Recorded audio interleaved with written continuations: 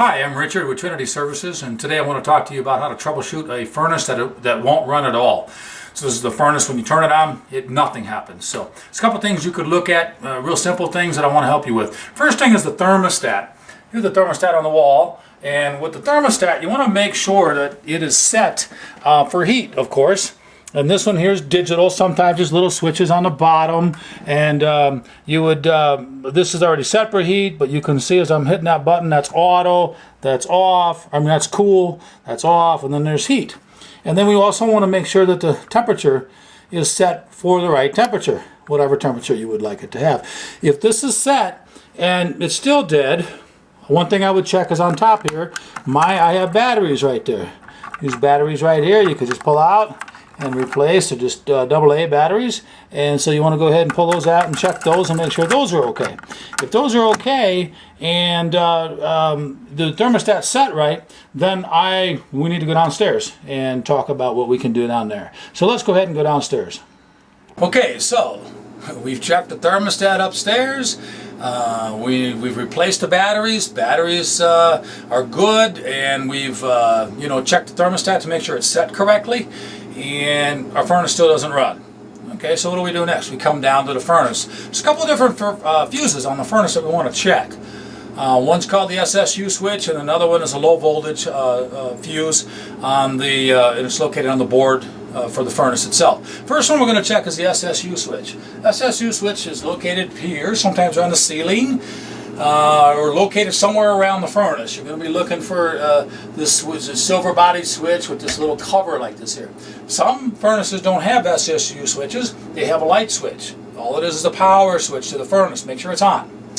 But we're going to check this fuse in this SSU switch, and before we do, we're going to turn the power off. We're going to always check things with the power off, and we're going to take the fuse out, and we're going to check it. This fuse is a little 15 amp, it's 15 amp rated. W on the fuse is about the thread, so not any 15 amp fuse will work. You have to make sure you get the correct letter, because the letter refers to the threading. And so we want to make sure we match it up the same way, and to be able to replace it. If that little clear box you can see in the center, that little clear panel is black, it's definitely a bad fuse. Replace it. You can get these fuses at your local hardware store. However, if you're not sure, you can always test it with a meter. This is a multimeter. This multimeter checks a lot of different things. As you can see, there's a V, perhaps. You can see it. That is a V for voltage, but we're going to go to this upside down horseshoe-looking symbol. That's the symbol for ohms. We're going to check for continuity. So we're going to set my meter to ohms. You can see there's an OL. The OL on this means I wouldn't have continuity, that there's nothing running through it. What this meter does is I touch these leads together. There's a 9-volt battery. It sends the 9 volts to the meter and checks to see that there's no break in any wires. As you can see, that goes to 0.2. It should read 0. Mine's off a little bit, but it's digital, and it's okay. But it shouldn't read OL. If it read OL, I'd have a problem here.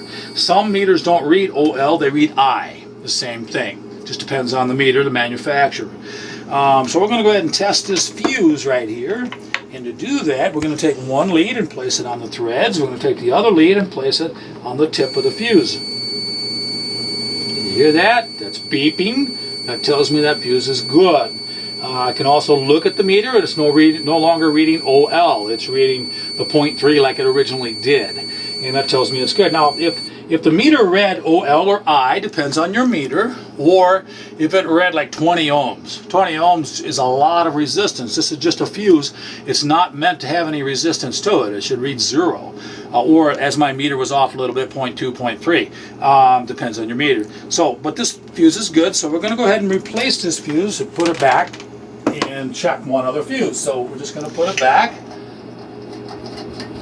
And we're going to check one fuse, one more on the furnace. The fuse on the furnace is a little low voltage fuse, and it is located right here on this board. They're located different places on your board, and this one here is a little 3 amp. There are some 5 amp. They're different colors, and this is the same kind of fuse that's in most cars today. And you can see, maybe, it's hard to tell if you can tell on the camera or not, but there's a little link between the two spades here. If that link is broken, it's a bad fuse, you need to replace it. If the link, you can't tell if it's broken or not, go ahead and take an ohm meter and ohm it out and see if it's bad or not. If it's bad, replace it. Power it all back up, see if your furnace runs. And again, we're shutting power off when we're doing this. Otherwise, when we're pulling things off and fuses out, you could always blow something else. We don't want to do that. So always shut the power off. This fuse is good. We're just going to go ahead and put it back.